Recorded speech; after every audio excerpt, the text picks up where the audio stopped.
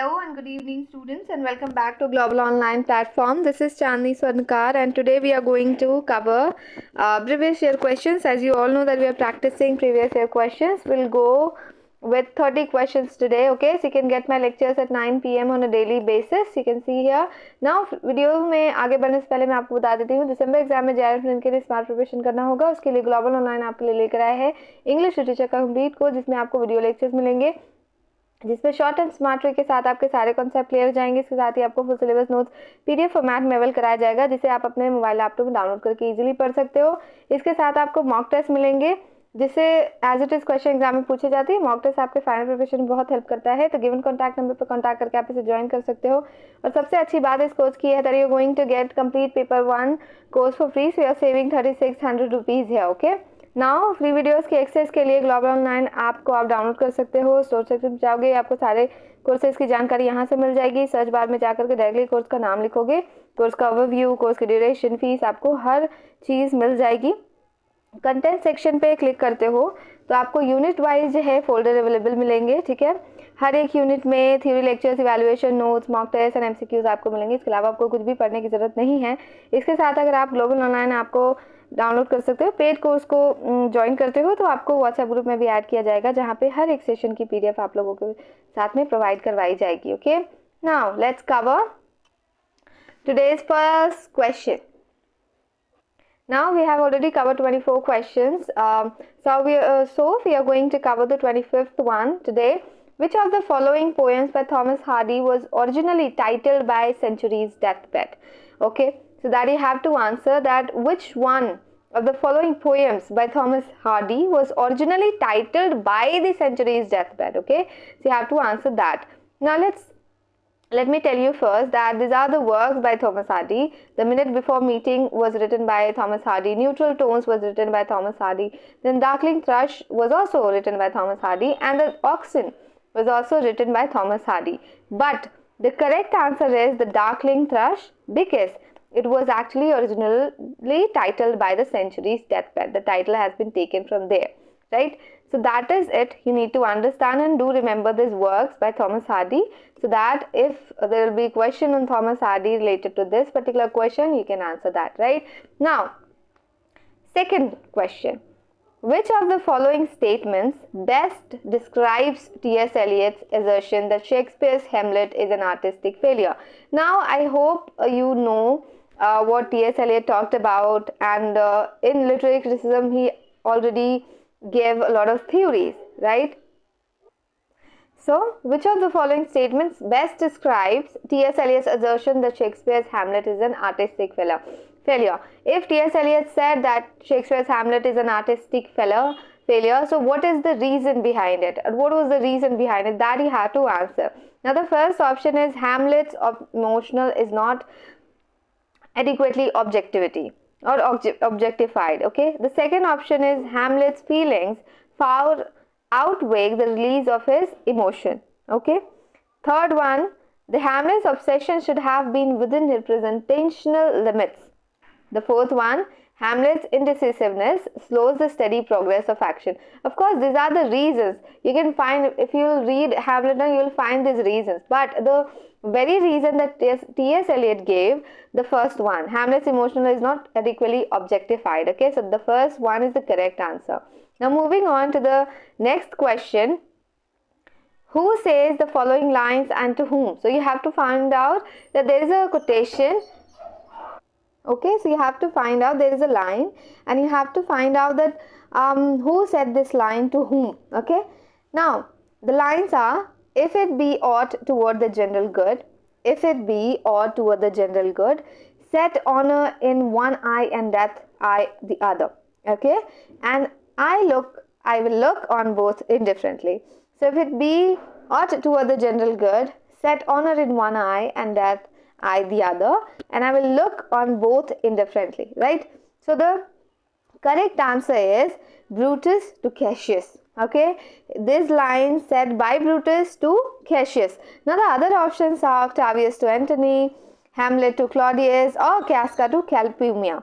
So these are not the correct answers. The third one is the correct answer, right? Now moving on. Now the question is Next question is, match the character with the novel. Match the character with the novel. So these are the characters and these are the novels. Okay, so now we have to match. The first Kate is the character. I think the option C is very easy to identify. Miss Havisham will go with Great Expectation. Here, the first one. Okay, we'll go with the first one. Now Kate will go with Nicholas Nickleby. This one. So the second one. Then Florence will go with Dombey and Son. The fourth one, and of course the last one will go with the third one. Okay, so these are the things. Now the next question, who is referred to as beast in the quote, kill the beast, cut his throat, spill his blood, in William Golding's Lord of the Flies? So I must tell you, there is a book, A Lord of the Flies, written by William Golding. He talked about a lot of things, science, then moral values. Okay, so there are so many characters, for example, Ralph, Piggy, Simon, Roger. Now you have to find out who is referred to as beast in the quote, kill the beast. Of course, Simon was not the beast, but the person was saying kill the beast, cut his throat, spill his blood. So the Simon is the answer, the correct answer, the third one. Now here, who among the following is one of the university wits? So when you find when you talk about university wits, you have to understand there are 7 university wits. When we talk about Thomas Kate, sometimes we include him, sometimes not. Okay, when we'll talk about Christopher Marlowe, then Christopher Marlowe will be there in the list. Then Thomas Nash will be there, Thomas Lodge, Thomas Peel, John Lilly. Okay, these are the 7 writers that includes under the term university wit. So the correct answer will be Thomas Nash. Right? Moving on. Now the question is, match the play with the subject matter of the play. Okay, so you have to match the plays. These are the plays and these are the subject matters, and now you have to match it. So the doctor's dilemma is very representational and very self-explanatory. When we talk about doctors, we'll talk about physicians related to that, right? So the doctor dilemmas will go with this matter, subject matter, mockery of physicians' ignorance. Then you never can tell will go with devaluation of social traditions. I hope these are clear. Candida will go with flouting of stage conventions. Okay, flouting and of stage conventions. And Arms and the Man will go with military heroes, satire on military heroes. So these are the options. First will go with the fourth one, second will go with the second one, third will go with the first one, and Arms and the Man will go with the second one. Okay, great. This is the third one, of course. Now moving on to the next question. Same question related to, not same question but related to university wits. Which among the following group of writers is labeled as university wits? You have to find out. So I told you just now that it will be Thomas Lodge, then Thomas Green, George Peele, John Lilly, Thomas Kate, Christopher Marlowe, right? These are the writers. Now here Thomas Wilson is not there, Walter Raleigh of course not, John Fletcher not, Thomas Kate, Francis Bacon, Beaumont, John Lilly, no. Yeah, Christopher Marlowe I have included, Robert Greene and Thomas Nash. So the first one is the correct answer. Right. Now moving on. Which of the following is a collaborative work of W.H. Auden and Christopher Isherwood? So there is a work that actually both the writers have collaborated once. Okay, so you have to find out the correct answer. Now options are Letters from Iceland, The Dance of Death, The Ascent of F6 and The Orators. So let me tell you, Letters of Iceland was written by W.H. Auden. Okay, The Dance of Death was written by W.H. Auden and The Orators was also written by W.H. Auden, and this is also the work was written by W.H. Auden plus Christopher Isherwood. Okay, so the third one is the correct answer. Of course, these are the works by W.H. Auden alone. He only wrote these works. So the correct answer is The Ascent of F6. Great. The next question. Moving on. Now see, the question is, who among the following prose writers of the Romantic period authored on murder considered as one of the fine arts? One of the fine arts. On murder considered as one of the fine arts. Who wrote this particular work? So let me tell you first about the options. So let's read the options. So the first option is Charles Lamb, right? And then Walter Savage Landor, then Thomas De Quincey and Anne Radcliffe. So the correct answer of among these writers is Thomas De Quincey, who wrote on murder considered as one of the fine arts, and it was basically published in 1827 in Blackwood magazine. Okay, where in Blackwood magazine it was published. And Charles Lamb, of course, is a romantic writer. He says basically Walter Savage Landor was a romantic writer. Of course, Anne Radcliffe was also one of them, right? Now, moving on, the question, in which of the following essays did Charles Lamb first use the pseudonym / persona Elia? So first you need to understand that, so the options are like the first play, My First Play, the second, The Two Races of Men, the third one, New Year's Eve, and the fourth one, The South Sea House, right? So the first option is My First Play is an essay, of course, by Charles Lamb. Two Races of Men was also written by Charles Lamb. New Year's Eve was also written by Charles Lamb. Then the South Sea House was also written by Charles Lamb. But the correct answer, where he used pseudonym for the first time, Elia, in this particular essay, the South Sea House. Okay, so the correct answer is the fourth option. Moving on to the 36th question number. Which of the following work by Henry Fielding begins as a parody of Samuel Richardson's Pamela? What?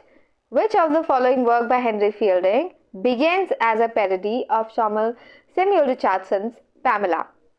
So of course, Tom Jones was written by Henry Fielding. Don Quixote was also written by Henry Fielding. Don't get confused, because Don Quixote is related to some other writers as well, but Don Quixote is also a work by Henry Fielding. Emilia was also written by him. Joseph Andrews was also written by him. But as a parody of Samuel Richardson's Pamela, the correct answer in terms of that, Joseph Andrews is the correct answer. Okay, so the fourth one. Moving on. This is, which of the following characters in Shakespeare's Love's Labour Lost overuses former Latin diction? Now, if you are handling this type of question, you just need to remember, because these are the very minor details, and I think you do not need to focus on that. Just remember, if somebody or the examiner has been asked this question, no, so just memorize it, or just make sure that you know it. Okay, so the options are Holofernes, second dull, third costed, or moth. So the correct answer is Holofernes. Which of the following characters in Shakespeare's Love Labour Lost overuses formal Latin diction is Holofernes. Okay, moving on. Okay, so moving on to the next question. So the question is, which of the following periods of English literature is also called Puritan interregnum? Which of the following periods of English literature is also called Puritan interregnum? So you have to answer that. So let me tell you, Puritan interregnum has another name, the Commonwealth period. What? The Commonwealth period. So correct answer is the Commonwealth period, the fourth one. Now the other options, let's see that. The New Classical period, the Caroline period, age, or the Restoration. Now question may be on this on the chronological order of these ages. You have to understand that first Anglo-Saxon came, then Norman came, then Renaissance, the early Renaissance basically, or the modern age, then Elizabethan age, then Jacobean one, then Caroline, then Commonwealth, which is also known as Puritan interregnum because of some reasons. Then Enlightenment age is also known as New Classical period. Then Romantic came, then again Victorian, then modern, then postmodern, right? So you know the chronology, and you need to remember all of these ages in chronological order. right? Moving on.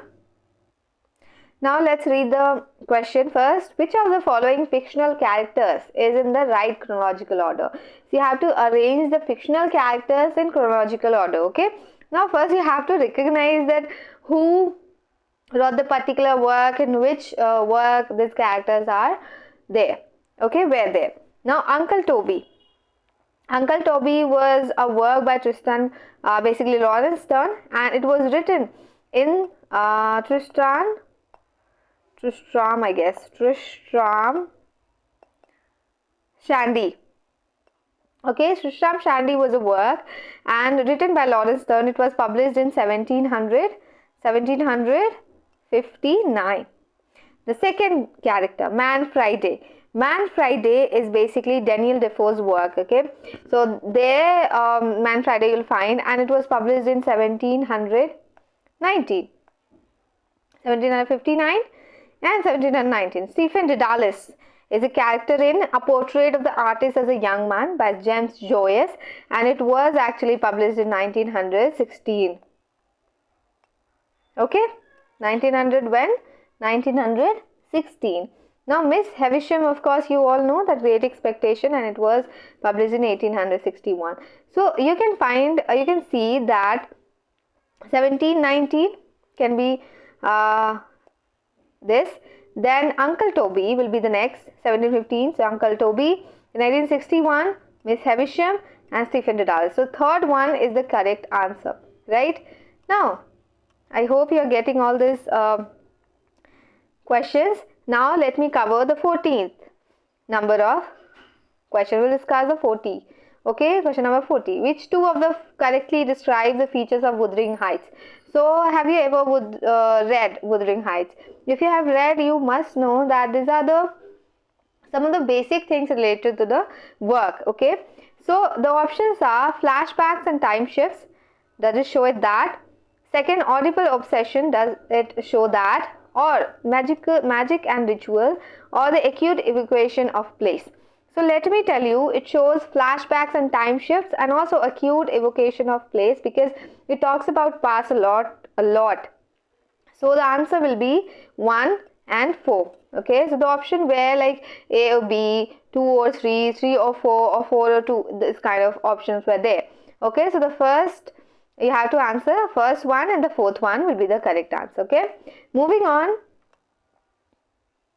In the following list, which two actors belongs to the Elizabethan period? You have to answer in the following list. These are the following list, and which two actors belong to the Elizabethan period? The options are Richard Burbage, Will Campbell, third David Garrick, fourth John Campbell, right?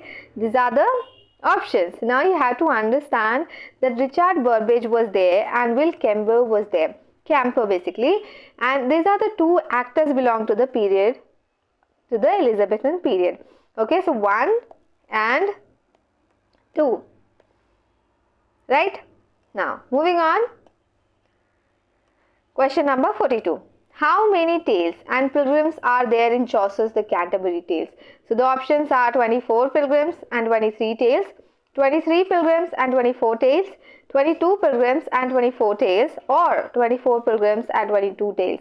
So I must tell you that the examiner gave each student a bonus answer because the options are not correct. Because when we talk about the Canterbury Tales, which was written by the Geoffrey Chaucer, of course, so it has 24 stories, okay, 24 stories and 31 pilgrims. 31 pilgrims we can consider because we include the host and the narrator as well. They were also the pilgrims, right? So these are the options where 24 stories and 31 pilgrims didn't include. So we just have to know that 24 stories were there and 31 pilgrims were there when we talk about the Canterbury Tales, right? Moving on.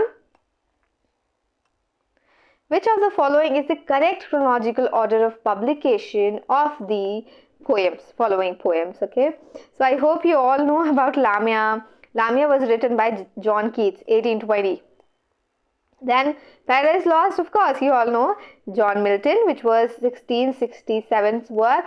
even if you know the writer, okay, work's writer, you will identify the chronology, because if there is a work by John Milton and if there is a work by Robert Browning, you will definitely going to answer first John Milton, then Robert Browning. Of course, you will get it. So that way you also need to be very smart. Now, Alistair, or basically the full title is Alistair or the Spirit of Solitude, which was written by P.B. Shelley, 1816. Okay, 1816, I'm sorry, 1860. Then the Dunciad, this is Dunciad, I'm really sorry for the spelling mistake. It was written by Alexander Pope and it was published in 1728. Let me write it down here. So 1728. So 1820, 1667. So 1667 will be at the first. Paradise Lost will be at the first, and the only options we have where Paradise Lost comes first is the fourth one. So we don't need to go further with these options. We'll consider the fourth one is the correct answer. Okay. Now moving on. What is the chronological order of the appearance of the following periodicals? Now you need to understand why periodicals are very important for you to know. The magazines, the periodicals, the journals which are actually associated with English literature or a particular writer, very famous, or the minor ones, you have to do it all. Okay. So first thing, Tetler, basically Richard Steele's work, and it was 1709. Then Spectator, basically 1711 to 1712. Joseph Edition and Richard Steele की work है. The Examiner is a work by Leigh Hunt. Okay, Leigh Hunt and John Hunt, and it was of 1808. And you have to find out the chronology, right? Then the Reflector, 1810 to 1811, and it was basically edited by Leigh Hunt, okay, and published by John Hunt. So now the options are in a chronological order, so you don't need to do a lot with this.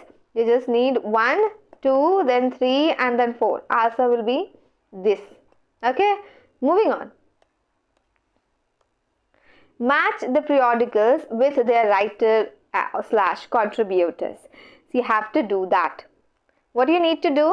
Match the periodicals with their writers / contributors. So the periodicals are the Rambler, Macmillan's Magazine, third Guardian, or the fourth one is Bentley's Miscellany, right? And the options, the writers, Charles Dickens, Samuel Johnson, David Mason, or Richard Steele. So Rambler was a periodical by whom? Samuel Johnson. Okay, the first is correct. Then Macmillan's Magazine is a work by, basically periodical by David Mason. Then the Guardian is associated with Richard Steele, and the last option of course will go with Bentley's Miscellany, will go with Charles Dickens. Okay, so this is the right match. Moving on. In which of the following works is the character Ariel an exclusion? Of course, see here. Tempest includes Ariel, of course, Paradise Lost, The Rape of the Lock, and The Rime of the Ancient Mariner. This all works. These 4 options include Ariel. But the question is asking about Ariel and exclusion. So here, The Rime of the Ancient Mariner basically includes Ariel and inclusion as a character. This is the ballad. Okay, so the fourth one is the correct answer. You just need to remember that. Moving on. Which of the following set of characters in Charles Dickens' novel in the right chronological order? What is that? Which of the following set of characters in Charles Dickens' novel in the right chronological order?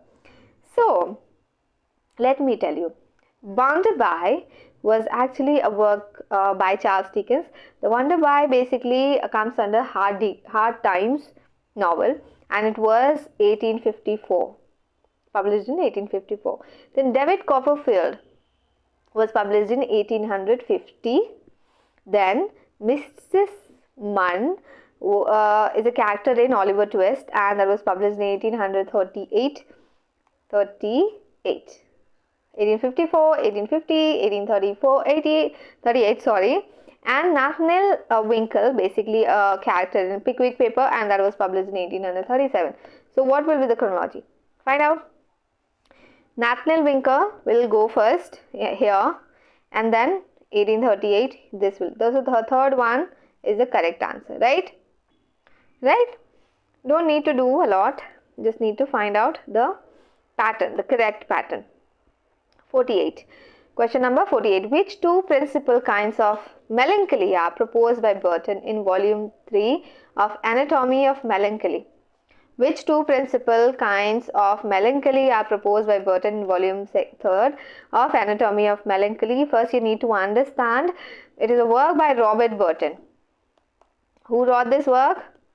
Robert Burton wrote this work, as the question includes, and it was actually published in 1621, and it has two principal kinds, that is love and religious. What? Love and religious. You'll answer 1 and 2. There will be A and B. The option will be. Okay, so the correct answer is this. Moving on. Question number 49. Match the works with authors, right? And just imagine the number of questions that includes match the works with authors, match with novel with the subject matter, or match the character with the writer, right? So these are very important questions. This is the first one, Bodies That Matter. Who wrote this? A World of Difference, A Literature of Their Own, Vance and Thompson, and the writers are Camille Paglia, Ellen Showalter, Barbara Johnson, and Judith Butler. You have to think. I hope you all know the writer of A Literature of Their Own. So, A Literature of Their Own, written by Ellen Showalter. Okay. Then, Bodies That Matter. Who wrote Bodies That Matter? Judith Butler wrote Bodies That Matter. Then, A World of Difference, basically, was written by Barbara Johnson. Here, the third one, right? And Vance and Thompson, I hope you all know. The only option we left is Camille Paglia. Okay, Camille Paglia. So the fourth one will go with the first one. Okay, so Bodies That Matter will go with whom? Judith Butler. A World of Difference will go with Barbara Johnson. A Literature of Their Own will go with Ellen Showalter, and Vance and Thompson will go with Camille Paglia. Moving on. Now, the question number 50. Examples of poetic compounding are found in the work of which two modernist writers? So first you need to understand what is poetic compounding. Okay, so what is poetic compounding? Basically, when you combine two words to make a new word. Okay, two words to make a new word, that is actually known as poetic compounding. So the question is asking, who are the writers who are the writers that include, the works of the writers include poetic compounding as an example. Okay, so you have to find out that. So the correct answer is James Joyce and Gerard Manley Hopkins. Whom? James Joyce and Gerard Manley Hopkins. Stephen Spender will not conclude, and Graham Greene will also not be included. So the correct answer is B and C, or 2 and 3, right? I have not included the options because it will be very difficult for me to write it down and explain this to you. So I haven't included it. Okay. So the question number 51. In which one of the Middle English poems is Hector a character? Hector a character. So let's just see the options. We have Troilus and Cressida, Piers Plowman, the third one Seafarer, Beowulf, the fourth one. Okay, so these are the options. Here you need to understand the Seafarer is an old English poem. I hope you all know. Then Beowulf is also an Anglo-Saxon work. When we talk about Anglo-Saxon period, we'll cover Beowulf. Then basically you need to understand Piers Plowman is also a work in of Middle English. Then Troilus and Cressida. Basically Troilus and Cressida. This is the work by William William Chaucer. Okay, sorry, William Shakespeare. But the option is Cressida. This is the title, Troilus and Cressida. This is the title. With this, actually, we'll talk about Geoffrey Chaucer. So, the question is, in which one of the Middle English poems is Hector a character? So, the first one is the correct answer. Okay, we don't need to know a lot about this. You just need to remember Troilus and Cressida will be the correct answer. Moving on. Which two of the following poems can be categorized as poems belonging to the new classical period of English literature? Which two of the following poems can be categorized as poems belonging to the new classical period of English literature? So first you need to see the options. The first option is The Ring and the Book. Second, The Vanity of Human Wishes. Third, Cato. And fourth, the Lamia. So basically you need to understand the writers, right? The Ring and the Book was written by Robert Browning. Whom? Robert Browning. Vanity of Human Wishes was written by Johnson. Cato was written by Joseph Addison. And Lamia was written by Keats. Okay, so you need to understand. Now you need to know Robert Browning is a Victorian period writer. Keats is a romantic period writer. You need to answer the new classical period of English literature. So the poems. So these two options are the correct 1, 2 and 3. Or you can say B and C will be the correct answer. Okay. Moving on. Which of the following arrangements of prose pamphlets is in the right chronological order? Which of the following arrangements of prose pamphlets is in the right chronological order? First, see the chronology. See, Short Way with Dissenters is a work by Daniel Defoe, and this was published in 1702. Let's know the publishing year, then we'll find out the chronology, okay? Second, A Modest Proposal. A Modest Proposal is a work by Jonathan Swift, and that was published in 1729. Areopagitica, which was actually a John Milton work, and that was published in 1644. Then Reflections on the Revolution in France, which was 1740's work. Edmund Burke ने लिखा है. Let me 1740. So you need to know the chronology, right? 1702 1644 सबसे पहले आएगा, right? We'll consider that. So these are the options that do not include the Areopagitica, the first.